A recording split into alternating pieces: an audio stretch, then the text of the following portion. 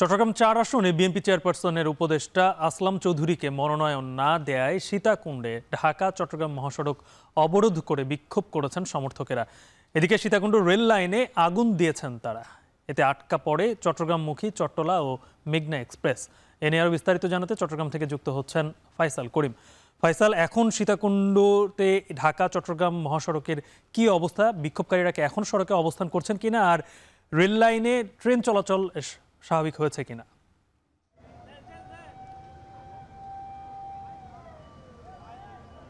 গালিব, ঠিক ২০ মিনিট আগে এই ঢাকা চট্টগ্রাম মহাসড়কে যে অবরোধ ছিল সেই অবরোধ প্রত্যাহার করেছেন নেতাকর্মীরা। আমরা দেখেছি তারা এসে যে টায়ারগুলো তারা জ্বালিয়েছিলেন সেগুলো নিভিয়ে ফেলার চেষ্টা করেছিলেন এবং যে সকল যানবাহনকে তারা আটকে রেখেছিলেন সেগুলো ধীরে ধীরে তারা ছেড়ে দিয়েছেন।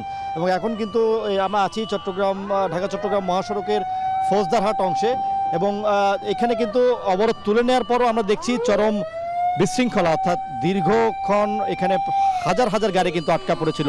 শুধুমাত্র যাত্রীবাহী বাসই নয়, বিভিন্ন বড় বড় ভারী পণ্যবাহী যান এবং প্রাইভেট কার থেকে শুরু করে এমনকি সিএনজি অটোরিক্সা এসব যানজটে আটকে ছিল। মহাসড়কের কয়েকটি জায়গায় তারা আসলে অবরোধ করে এখানে সড়ক বন্ধ করে রেখেছিল এবং আমরা দেখেছি প্রায় ৪ ঘন্টা পরে সেই অবরোধ প্রত্যাহার করেছেন, যে কারণে সড়কে কিন্তু এখনও থেমে থেমে যান চলাচল করছে। আমরা যেটি জেনেছিলাম যে প্রায় ৫০ কিলোমিটারের মতো এলাকা, অর্থাৎ চট্টগ্রাম শহর থেকে শুরু করে ফেনী পর্যন্ত এই যানজট কিন্তু ছিল, আমরা যেটি জেনেছি। এবং আমরা অনেকেই দেখেছি যে এই যানজটে বিরক্ত হয়ে কিন্তু অনেকে যাত্রীবাহী বাস থেকে নেমে তারা তাদের সন্তান কিংবা যে ব্যাগ আছে সেগুলো নিয়ে কিন্তু তারা মহাসড়কে হেঁটে হেঁটে ৩ থেকে ৪ কিলোমিটার হেঁটে দুর্ভোগ মারিয়ে তারা কিন্তু আবার ফিরে গেছেন চট্টগ্রামে। এবং আমরা অপর অংশ দেখেছি একই চিত্র, শত শত যাত্রী কিন্তু যারা আটকা পড়েছিলেন তারা তাদের পরিবার নিয়ে দীর্ঘক্ষণ বাসে অপেক্ষা করেছিলেন এবং যে সকল ভারী যান আছে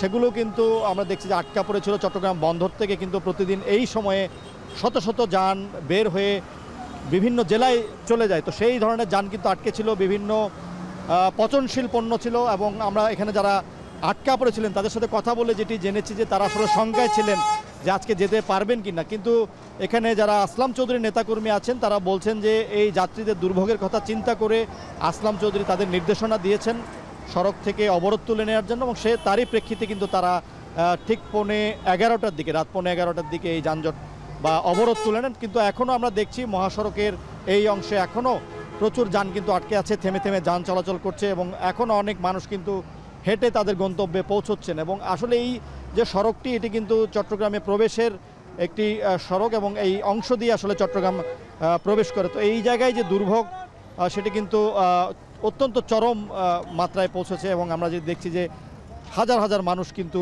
পায়ে হেঁটে নয়তো তাদের সহায় সম্বল নিয়ে কিন্তু হেঁটে হেঁটে তাদের গন্তব্যে যাচ্ছেন এখন, এবং দীর্ঘক্ষণ তারা কিন্তু যানজটে আটকে ছিলেন এবং এখনও কিন্তু সেই যানজটের কোনো সুরাহা নেই। এবং আমরা যেটি দেখেছিলাম যে আসলে এখানে আইন শৃঙ্খলা বাহিনীর কোনো উপস্থিতি ছিল না, এখনও সড়কে বা এই বাতাসে কিন্তু আমরা টায়ার পড়ার গন্ধ পাচ্ছি। তো ধীরে ধীরে যান চলাচল শুরু হয়েছে, কিন্তু এই যানজট স্বাভাবিক হতে প্রায় ৫ থেকে ৬ ঘন্টা সময় লাগতে পারে। গালিব।